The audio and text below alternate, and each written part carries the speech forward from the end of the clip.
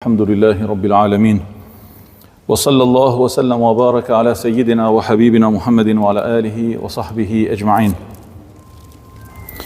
Ne vazhdojmë të flasim dhe të hedhim dritë rreth kuptimeve të ajetit 41 të surës Ar-Rum, ku Allahu Azza wa Jall na tërheq vëmendjen për të distancuar nga fesadi. Dhe na mëson se në jetën e tij besimtari, muslimani mund edhe të gaboj, por nuk është njëri që bën fesad, nuk është njëri i prishur, edhe është i distancuar nga prishja në të gjitha format edhe kuptimet e saj. Dhe u ndalëm në të gjuman e shkuar tek fesadi i madh me të cilin përballemi sot tek xhamia e madhe. Në fakt, e kam menuar gjatë këtyre ditëve. Nuk është vetëm xhamia e Ebu Bekër. Allahu qoftë i kënaqur me Hazreti Ebu Bekrin. Nuk është e vetmja e xhami në të cilën ne përballemi me fesad të madh. Por shumë prej vakëfeve të myftinisë tonë, e shumë prej xhamive të Shkodrës përballen në këto 35 vite me një fesad të çuditshëm. Është i çuditshëm, sepse ne mendonim edhe besonim të hutuar se me ramjen e perdës së komunizmit ky vend do të kishte dalë në selamet. Kaluan 35 vite nga ajo ditë, edhe sa njerëz u larguan nga kjo botë të zhgënjur, e ndërkohë në këtë hark kohor sa shtete shumë më të varfna e shumë më të prapametuna, se sa vendi jonë u ngritën dhe u lartësuan dhe sot dëshmohen me gisht dhe i shohim nga poshtë lart. Kaluan 35 vite dhe fesadi i pronave ngeli si një gozhd e ndryshkur në trupin e këtij vendi që e duam dhe e kemi të shtrejt dhe lutemi për mirësinë dhe që Allah Azza wa Jall ta begatoj atë dhe njerëzit e tij. Kaluan 35 vite dhe në vend që sot të ishim rahat në xhamit tona, të certifikuara, të kopsitura siç duhet, vazhdojmë dhe e ngrim zanin dhe shqetësohemi, e trazojmë të tjerët për një fesad shumë të madh me të cilin ne përballemi ditë natë. Dhe që çuditërisht dhe paradoksalisht nuk ka zgjidhje. E që në fakt zgjidhjen e ka shumë të lehtë. Mirë, po pse nuk e gjen zgjidhjen që e ka shumë të lehtë? Dhe teksa ne përballemi me ecejaket e panumërta për të marrë hakun ton, pra hakun e vakëfit, jo për interesat e mia personale. Prandaj kalojmë edhe punojmë për ta pastruar vendin nga plehrat. Sepse kjo është obligim fetar, është obligim kombëtar. Të dashur dhe shtret, me qenë se ne po flasim për një vjedhje dhe një grabitje flagrante të vakëfit të shenjtë në Fushqelë. Dhe po e përsëris edhe një herë, ajo ndërtesa e madhe, dhe unë nuk kam folur akoma për ndërtesën, që të gjuman e kaluar thash është krye Çibani i asaj zone, unë e kam me tokën tonë, që nuk na është kthy. Dhe ka me një tokë që është haku i muslimanëve, dhe hakun e muslimanëve nuk ban dhe nuk lejohet as me fe, as me çështje kombëtare, as me njerëzillëk dhe as me asgjë me e gëzu i pamunumuni. Nuk shkon kjo, edhe nuk pranohet kjo, edhe nuk tolerohet kjo. Unë po ndalim tek çështja e xhamis.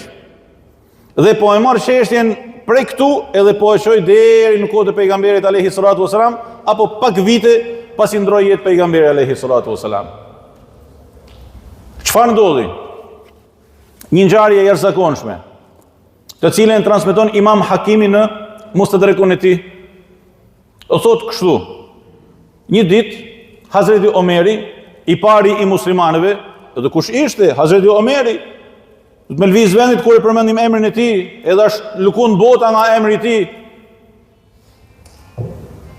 E thiri agjën e pejgamberit ton alayhi salatu wasalam, Hazreti Abbasin. Allahu qoftë i kënaqur me zotnin e tij.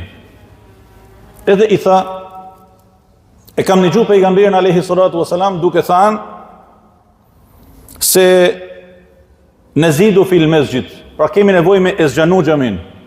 Pra ndroi jetë pejgamberi alayhi salatu wasalam dhe dëshironte që ta zgjeronte xhamin e tij, se s'kishte më vend për besimtarët. Atë që unë them për me ba me këtë xhami, edhe me xhamin e madhe, që po të kem diçka në dorë, prap po e përsëris, edhe pse dikujt nuk i pëlqen edhe rrin edhe shkruan poshtë e përpjet. Po të kem diçka në dorë, këtë xhami dhe xhamin e madhe i zëvendësoj me një herë, me 2 projekte bashkëkohore për të mirën e muslimanëve të këtij qyteti, por jo vetëm. Gjithsesi, sa e kam dëgjuar pejgamberin alayhi salatu wasalam duke thënë, ta shtojmë xhamin. Pra kemi nevojë me shtu xhamin. Dakord, edhe çfarë në diskutim? Tha dhe ti ke një shtëpi bëri xhamis tonë. Edhe unë du shtëpinë tënde. Du shtëpinë tënde. Ne e bashkanjit xhamis. Edhe ta kompensoj me një tjetër më të gjanë. Se normal me të marrë shtëpinë bëri xhamis pejgamberit alayhi salatu wasalam, nuk bëhet kalkulimi sa metrat kam marrë, që metrat do të kthej. I tha Hazreti Abbasi, Allahu qoftë razi me zotnin e tij, e me krejt ehli bejtin e pejgamberit ton alayhi salatu wasalam, i tha nuk e baj. Jo, nuk ta jap. Nuk ta jap. I tha Hazreti Omeri, pun të muj ty. Dhe thanë, pun të marë. Ashtu fol khalifi muslimanëve, o vëllezër. Pun të marë. I tha, po ti nuk e ke atë të drejtë. O, Allah. Kush është për ky që i thotë halifit ti nuk e ke këtë drejtë? Është ai person i cili është në hakun e tij, edhe i thotë edhe kalifit në sy ti nuk e ke të drejtë me marr hakun tim. Edhe nëse haku i tij vlen për krejt komunitetin dhe i bashkangjitet xhamisë së pejgamberit alayhi salatu wasalam, ma e madhja e xhamive mashabes e mëllnushme, nuk e ke atë të drejtë. I ky është Islami. Për këtë flasim ne. Edhe për këtë e ngrim zanën e të dashurit e mi. I tha, nëse ke dëshirë, shkojmë të dikush të gjykojnë mes nesh. Dhe që të mos mesin mendja tek fjala ime. I tha, shkojmë të kush? Tek Hazreti Hudhaife ibn al-Yaman, radiallahu anhu. Hazreti Hudhaife ka qenë sekretari, bartësi i sekreteve të pejgamberit alayhi salatu wasalam. Edhe shkon tek zotnia e tij, radiallahu anhu. I thanë, kemi ardhur për këtë çështje. I tha, çfarë është muhabeti? Kështu. A ke ndonjë gjë për më thanë? I tha, po. E kam një lajm. E kam diçka për ta thënë. Tha, Hazreti Daudi alayhi salam në kohën e tij vendosi që të zgjanonte Beti Magdisin. Brim Beti Magdisit ishte shtëpia e një jetimi. Edhe Hazreti Daudi, tash jo kalifi i muslimanëve, po pejgamber prej pejgamberëve të Allahut dhe mret, i të gjitha, mreti, pejgamber, shkoi tek jetimi dhe i tha, ka mundësi shtëpinë tënde se do na më bashkanjit xhamis së shenjtë, Beti Magdisi, e treta, xhami e shenjtë, mi faqen e dheut. I tha jo. I tha ta blejmë, ta kompensojmë. I tha jo. U zemru Hazreti Daudi alayhi salam. Tha unë ta marr atë. Thot në moment Allahu subhanahu wa taala i shpalli revelatën hyjnore. I tha inna anzaha al-buyuti 'ani adh-dhulmi labhayti. Shtëpia ma e pastër nga zullumet është shtëpia ime. Jo më ndërtu shtëpinë time në zullum. Jo më ja marr tjetrit pronën e tij për më ndërtu xhamin time, apo me zgjanu xhamin time. Thotë Hazreti Daudi alayhi salam hoqi dorë. I tha Hazreti Abbasi, Hazreti Omerit, a ka diçka tjetër? I tha jo. Edhe u ngritën. U mbyll meseleja. Nuk merret shtëpia Hazreti Abbasit dhe nuk i bashkanjitet xhamisë së pejgamberit alayhi salatu wasalam. Duke hyrë në xhami, nga shtëpia e Hazreti Abbasit kishte një ulluk. Ulluku që bën derdhin e ujrave, të shirave të ndryshme, edhe ky ulluk binte në xhamit pejgamberit alayhi salatu wasalam. Hazreti Omeri 2 metër burr e mori atë, e zhguli me dorën e tij dhe e uli në tokë. I tha, nuk bjen uji i çati sane e i tarrasë sane në xhamit pejgamberit alayhi salatu wasalam. Çai tha Hazreti Abbasi, "Walladhi ba'atha Muhammadan bil haqq." Pasha atë që e ka dërguar Muhammedin me të drejtën. Innehu hua alladhi wada'a al-mizab. Ai zotni sallallahu alaihi wasallam, ai zotni vetë ka vu këtë ulluk me dorën e tij. Të shu ngatru me seleja bek. U ngatru në gjanat. Ka hek ullukun e pejgamberit alayhi salatu wasalam. Sa edhe e hoqë ti me dorën tënde o Omer. Çanol tashti? Hazreti Omeri reagoi. I tha, hip me kamët e tuja, mi qafën time, edhe vene me dorën tënde në vendin e duhur. Me vuti me dorën tënde, ehli bejt. Jo as ai pejgamberit alayhi salatu wasalam. Po ku me hyp në qafën time? Allah. Që për çfarë burrash kanë kënë? Kanë kënë burra që kanë dhënë jetën për të drejtën, edhe për fen, mirë po kanë kënë burra që në moment e kanë ul kryt në tokë dhe kanë përkul qafën përpara padrejtësisë. Ka bën një veprim të padrejtë. Unë gabova, hyp në qafën time dhe vendose me dorën tënde. Tashti reagimi i Hazreti Abbasit. I thotë qad a'taytuka ad-dar taziduha fi masjidi Rasulillahi sallallahu alaihi wasallam. Ta kam dhënë shtëpinë time dhe shtoja xhamisë së pejgamberit alaihi salatu wasalam.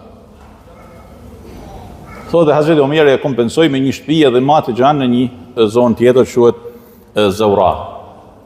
Edhe përfundon transmetimi i Imam Hakimit. Edhe le të përfundoj edhe dersi i kësaj xumaje, sepse ne po flasim për fesadin, edhe ky është shembulli më i mirë se si ruhet komuniteti, edhe fytyra, edhe interesi i përgjithshëm nga fesadi. Këto janë vlerat tona, këta janë zotnit tonë, këta janë shembujt e muslimanëve, këta janë pikat e referimit tonë, ndërsa të tjerat janë ashtu siç ju e dini më së miri dhe nuk ka nevojë me e përsërit. Allahu Azza wa Jall i lutem me na ruajt nga fesadi dhe me na forcu në përballjen tonë me ehli fesadin. Allahu Azza wa Jall i lutem me na forcu në rrugën tonë për të ruajt hakun e muslimanëve dhe mos me toleru asnjëri në botë për asgjë që prek interesin e muslimanëve në këtë tokë dhe në këtë vend. E kur mos jemi ma të aftë për të bërë një gjatë të tillë, Allahumme në largo me faqe të bardhë, e mos na kurit në këtë botë as në ditën e gjykimit, kur të dalim për para pejgamberit alayhi salatu wasalam e para madhnisane. Allahumma amin, walhamdulillahi rabbil alamin.